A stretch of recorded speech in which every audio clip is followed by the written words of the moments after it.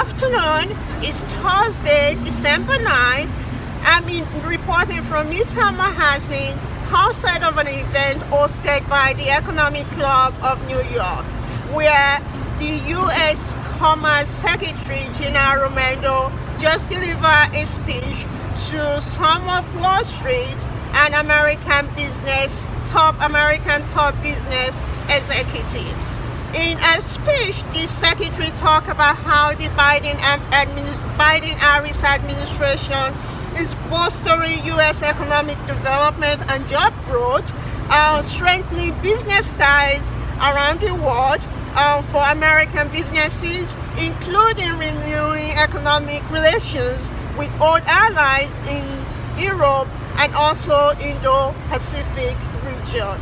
She also talked about how the administration is addressing the supply chain issue that is currently affecting the country right now. Last week, as some of you will remember, President Biden hosted a hybrid meeting with some of the top executives from American top retailers to discuss supply chain issues and getting goods to the store shelf for consumers this holiday season, and what the administration can do to support that. The secretary also talked about how the Commerce Department plans to protect American businesses, noting that American businesses are enhanced by competition with foreign countries.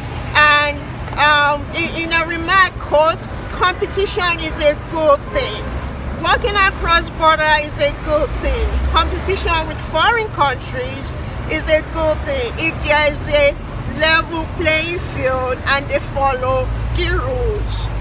Our businesses don't have to be in business of competing against foreign governments who don't play by the rules, who overly subsidize state-owned businesses, ripping off our IP.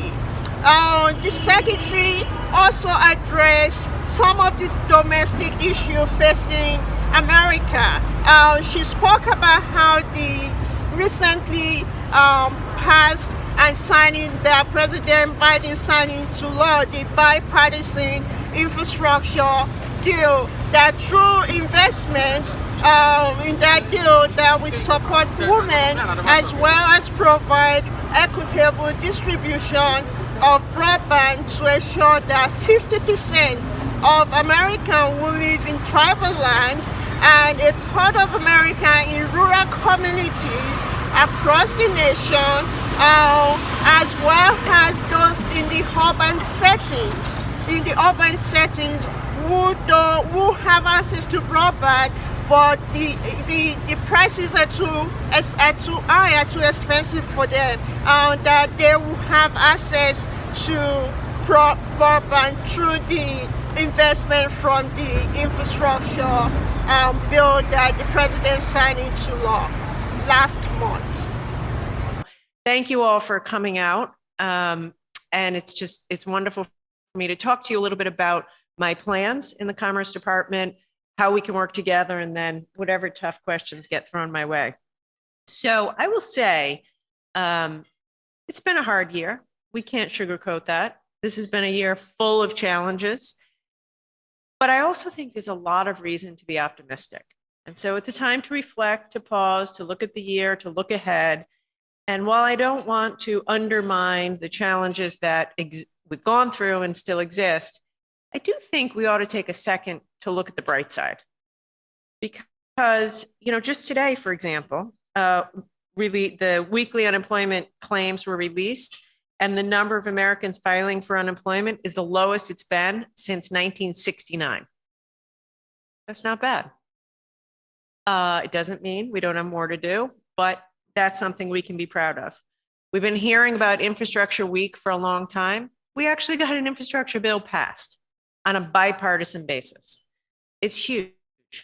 For my part, I was extremely involved in that, particularly in the broadband portion of the bill. I worked very closely across the aisle in Congress. The president said to us, we want it to be bipartisan, to his great credit. and it is bipartisan. And in the broadband, $50 billion is coming to the Department of Commerce. And our job is to administer that in a way that brings about high-speed, affordable broadband for every single American. That is progress, huge progress. Also at the Commerce Department, we are in the process of putting out significant monies around regional job training, regional economic development, all of which I think we will start to see the effects of next year and the year after. So we're planting the seeds, and I'm optimistic now, and I'm even more optimistic about what's to come. We have a little unfinished business to do before the end of the year in Congress. Of course, the president would like Congress to pass the Build Back Better Act. I often hear it described as a social spending bill. I have to say, I don't see it that way. I see it as a investment in getting people back to work and workers. We still have millions of women out of the workforce. When Congress passes this bill, we will bring about public pre-K for every 3- and 4-year-old in America. So their moms can go back to work and their kids can get a good education and a good start in life. There are investments in climate and basic research and innovation. So I hope Congress passes this by the end of the year. And I see it as worker enabling and economically beneficial and good for business. And I hope they can get that done. I thought I would talk a little bit today about what I'm doing at the Department of Commerce. A lot of you all know me as governor. So what kind of a commerce secretary will I be, and how will I focus? I don't know if you know much about the Commerce Department. I didn't necessarily before I took the job. It is a sprawling department. If you have a question in business, chances are you should call me. We run the weather service. So if you want to know about the weekend weather, give me a buzz.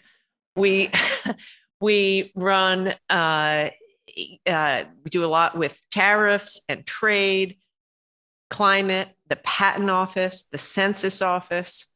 It's really, Bureau of Industry and Security, fundamental international trade. So it's an enormous 56,000 employees, broad ranging.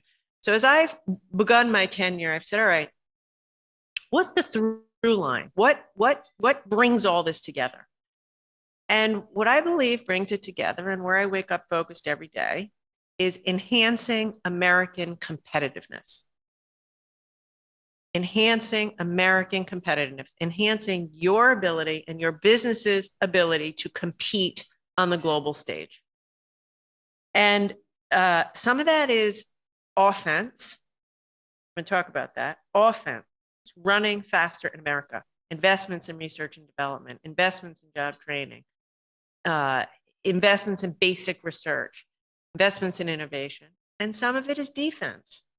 I'm going to talk about that. Protecting American business from unfair practices around the world and allowing your companies to have market access to all global economies.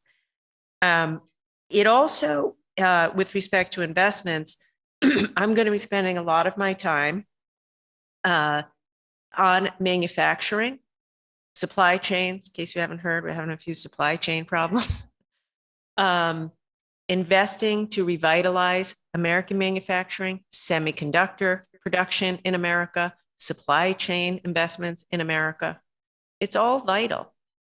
And so unlike many commerce secretaries who spend the vast majority of their time on a plane doing trade missions, I'll probably be equal parts domestic and international.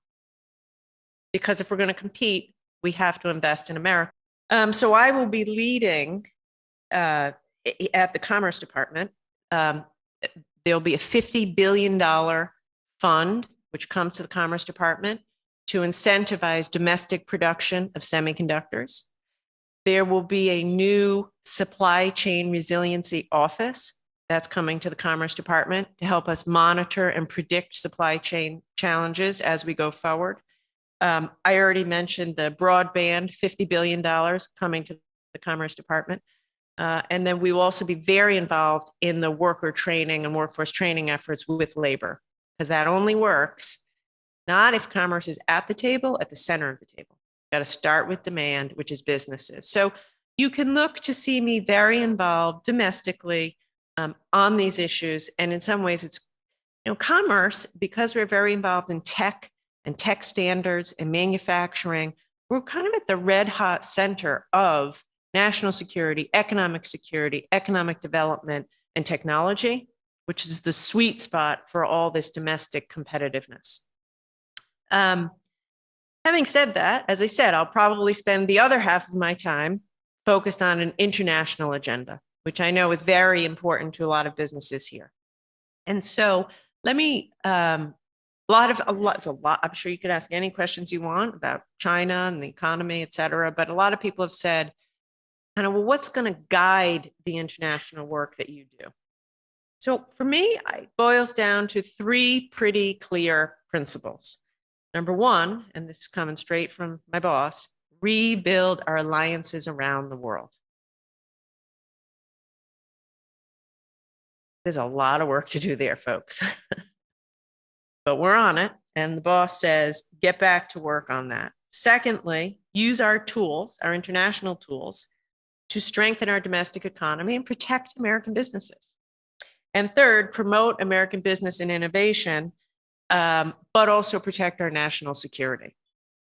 So with respect to the first one, in terms of rebuilding strategic alliances, I have been very focused so far on the EU and on the Indo-Pacific. Two partners that we have had forever, where we haven't shown up in the past 4 years.